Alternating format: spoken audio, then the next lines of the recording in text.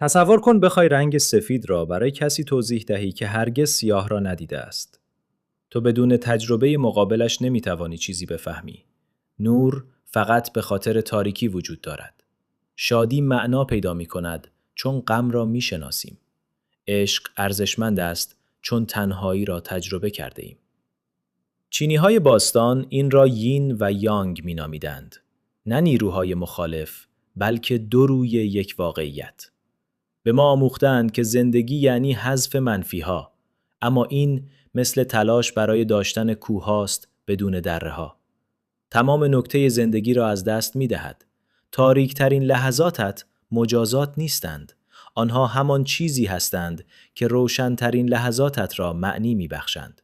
بدون زمستان بهار شبیه معجزه نمی‌نمود. هدف این نیست که از تاریکی فرار کنی، بلکه این است که با نور و سایه هر دو برقصی. چه می شود اگر مبارزاتت دشمن خوشحالی نباشند، بلکه همان چیزی باشند که خوشحالی را ممکن می کنند؟